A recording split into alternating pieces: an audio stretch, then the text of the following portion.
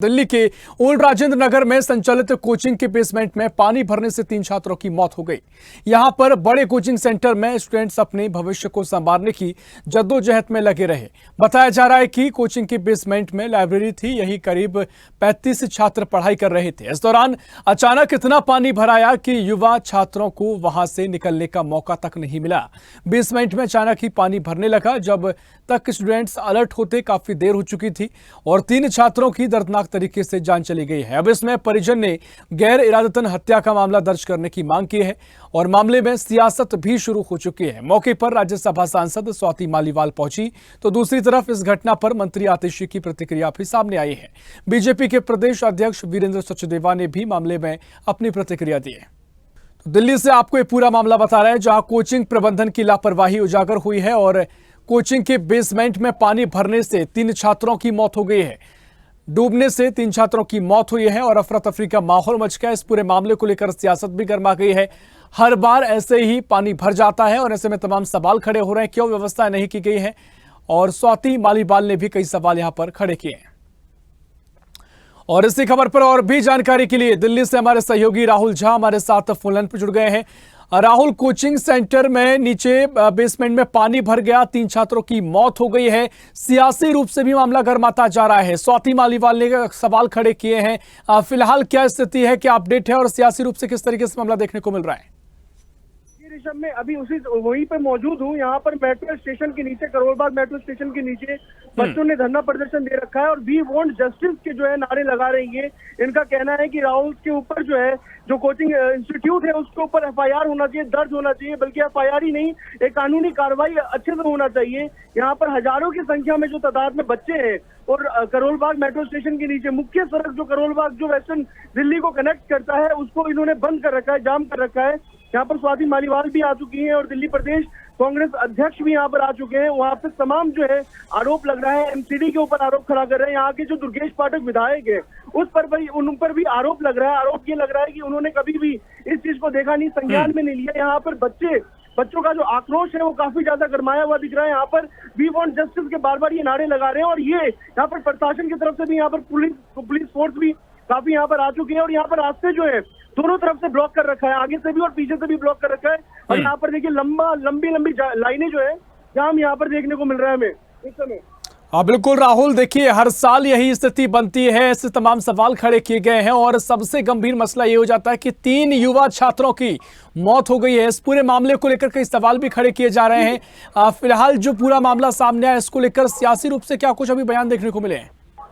देखिए, जिस तरीके से दिल्ली स्वाति मालीवाल जो राज्यसभा की मेंबर ऑफ पार्लियामेंट है वो यहाँ पर आई, उन्होंने कहा कि दिल्ली सरकार के मंत्री को यहाँ पर आना चाहिए, एमसीडी को भी इस चीज में जवाब देना चाहिए। यहाँ के छात्र भी कह रहे हैं कि एमसीडी को जवाब देना चाहिए और कांग्रेस के जो अध्यक्ष थे, कांग्रेस भी यहाँ पे यही स्टैंड करिए, चाहे पवन खेरा को ले लीजिए या कांग्रेस प्रदेश अध्यक्ष को ले लीजिए। उन्होंने कहा कि दिल्ली सरकार ने और एमसीडी ने जो काम किया है वो दिख रहा है सामने और ये कोई मानव त्रासदी है, ये मानव घटना है, मानव भूल के चक्कर में घटना हुई है।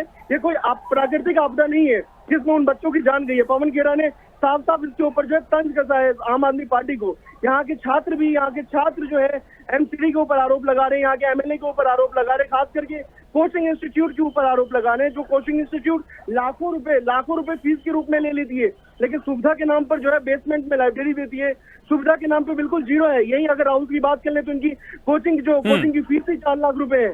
4 लाख रुपए लेने के बाद भी बच्चों की अगर सेफ्टी नहीं होती, सेफ्टी बढ़ती नहीं जाती तो इसकी रिस्पॉन्सिबिलिटी कौन लेगा?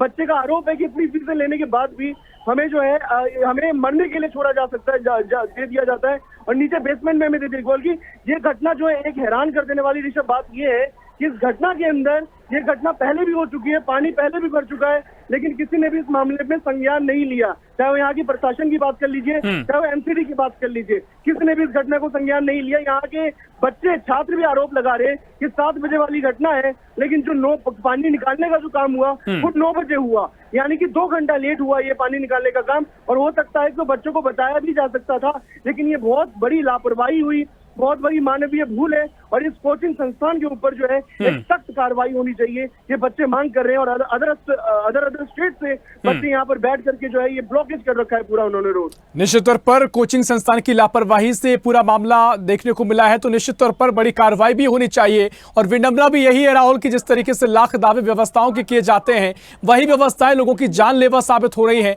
जिस तरीके से जाने जा रही हैं और तमाम दावे इससे पहले किए गए। लेकिन अब बड़ा सवाल यह है राहुल कि जो परिजन हैं, मृतकों के परिजन, छात्रों के परिजन हैं, वो क्या मांग कर रहे हैं? क्योंकि कई जो परिजन का कहना है कि गैर इरादतन हत्या का ये मामला है, इस तरह की कार्रवाई उन पर की जानी चाहिए।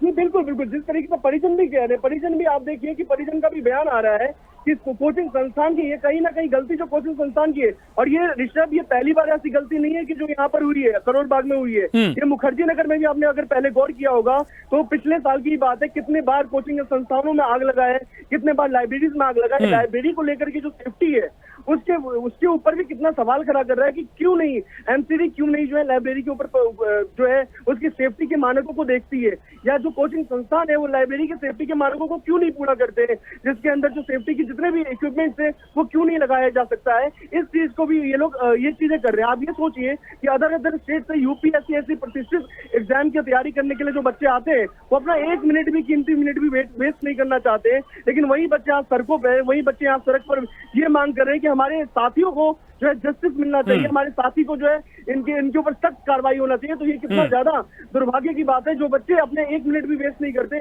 वो बच्चे आज सड़क पर बैठ करके वी वांट जस्टिस के नारे जो है लगा रहे हैं, सुबह से लगा रहे हैं। बिल्कुल राहुल, देखिए मेयर ने तो सभी इस पूरे मामले में सख्त एक्शन के निर्देश दे दिए हैं, लेकिन आप वहां पर मौजूद हैं, घटनास्थल पर मौजूद हैं, कितना कुछ एक्शन आगे लिया जाएगा, क्या कुछ जमीन पर दिखाई दे रहा है?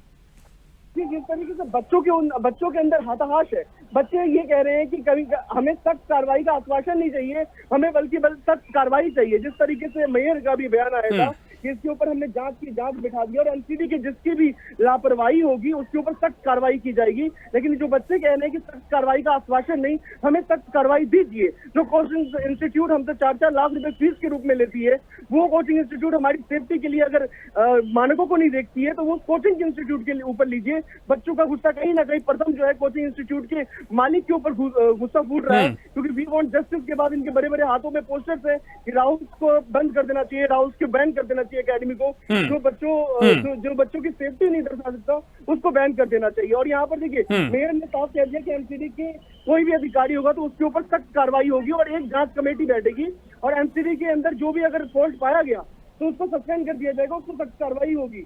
लेकिन यहाँ पर बच्चों की मांग कुछ और भी है। बच्चों की मांग है कि इंस्टीट्यूट के ऊपर भी सख्त कार्रवाई किया जाना चाहिए, क्योंकि ये घटना बहुत पहले, ये घटना अभी की नहीं है, बल्कि ये घटना इसी स्थान पे पहले भी हो चुकी है। उसी लाइब्रेरी के अंदर पहले भी पानी भर चुका है। लेकिन अब यहाँ पर एक हैरान कर देने वाली बात ये भी सामने आ रही है ऋषभ, ये बच्चे कह रहे हैं कि कुछ बच्चे कह रहे हैं कि करंट लगने से भी हुई है।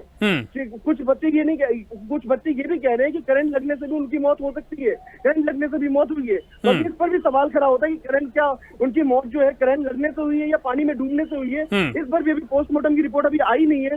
पोस्टमार्टम की रिपोर्ट आने के बाद ही इस चीज को खुलासा हो सकता है, पता हो सकता है, और भी हैरान कर देने वाला, चौंकाने वाला मामला इसमें सामने आ सकता है। निश्चित तौर पर देखिए जांच का इंतजार हमें करना होगा और वाकई में जो जायज आपकी चिंता है राहुल, क्योंकि जिस तरीके से जो सवाल छात्रों के हैं वही सवाल आप बुलंद कर रहे हैं, लेकिन जो भी लापरवाही की गई है, जो भी जिम्मेदार है, उनको बख्शा नहीं जाना चाहिए। क्योंकि जैसा कि आपने जिक्र भी किया कि तस्वीर हर बार बदल रही है, लेकिन सवाल वही है कि ऐसी स्थिति क्यों बार बार बनती है, चाहे वो आग लगने की घटनाएं हो, चाहे पानी भर जाने से छात्रों की मौत हो जाना हो, तमाम सवाल है, उनके जवाब कब मिलेगा। आप बिल्कुल घटना पर नजर बनाए रखिए राहुल, आगे आपसे जानकारी लेंगे। फिलहाल बहुत शुक्रिया आपका जानकारी साझा करने के लिए।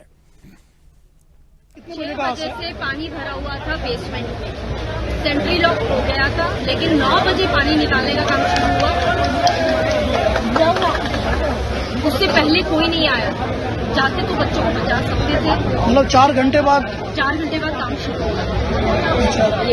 तो ये अक्सर यहाँ पर हम लोग यहाँ 60 ईयर्स से रहते हैं, समझ लो यहाँ पे पानी 30 साल से मैं देख ही रही हूँ, कभी भी पानी निकाला ही नहीं गया।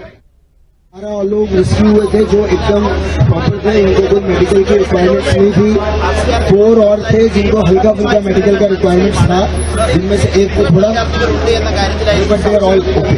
देश के युवा दिल्ली में आते हैं अपना भविष्य बनाने, लेकिन भ्रष्टाचार की भेंट चढ़ने कोई जवाब देने को तैयार नहीं। कैसे बेसमेंट में लाइब्रेरी चल रही थी, मुखर्जी नगर में पिछले दिनों जो हादसा हुआ था जिसमें कई बच्चों की जान फंस गई थी, तब दिल्ली सरकार ने बड़ा जोर शोर से इंक्वायरी का मामला शुरू किया था। दिल्ली फायर सर्विसेज भी शोर मचा रही थी कि हम हर बिल्डिंग की जांच करेंगे। दिल्ली नगर निगम में बिल्डिंगों की जांच कर रहा था। क्या वो उस जांच का क्यों इन बिल्डिंगों को रोका नहीं गया? कैसे यहां अवैध लाइब्रेरी चल रही थी? किसने दी थी एनओसी? है किसी के पास जवाब? एमसीडी कमिश्नर को आज मैंने एक चिट्ठी लिखी और इस चिट्ठी में, इस लेटर में सख्त निर्देश दे दिए हैं कि दिल्ली में जितने भी कोचिंग सेंटर्स हैं जो इलीगल तरीके से बेसमेंट में चल रहे हैं, उन प्रॉपर्टीज पे जो एमसीडी की जुरिस्डिक्शन में आते हैं, वो सारे कोचिंग सेंटर्स जिन्होंने बाय लॉज का उल्लंघन किया है, जितने भी नॉर्म्स हैं उनको वॉयलेट किया है, उन पर सख्त से सख्त कार्रवाई हो और एक्शन लिया जाए। ये कोई नेचुरल डिजास्टर से मौत नहीं हुई है, ये मौतें मानव निर्मित त्रासदी हैं। This is a man made disaster. उनकी जिंदगी यूं बीच में खत्म हो जाए, वो भी इसलिए कि एक गैर जिम्मेदाराना एमसीडी है, एक गैर जिम्मेदाराना सरकार है, ये अच्छी बात नहीं है, हृदय विदारक है और सरकार को तुरंत इसमें कदम उठाने चाहिए और दोषियों को सजा देनी चाहिए। देखिए, भारतीय जनता पार्टी वाले लोग कुछ भी कह सकते हैं। हमें बड़ा अफसोस है, बड़ा दर्द है हमें कि हमारे 3 छात्र जो है पानी में डूबे हैं और ये एक हादसा ही कहूँगा। इसके अंदर किसी ने जानबूझ के नहीं किया है। ये प्राकृतिक आपदाएं जैसे होती हैं उसी तरीके से ये हादसा हुआ है। पानी बारिश चल रही है तो मैं इस कहीं जैसे मकान गिर जाता है, कहीं कोई हादसा हो जाता है।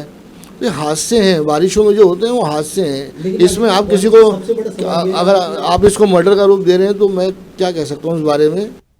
तो यहाँ पर कार्रवाई की बात की जा रही है, लेकिन मानव निर्मित इसको पूरा कांग्रेस बता रही है, लेकिन देखना महत्वपूर्ण होगा क्या कार्रवाई की जाएगी।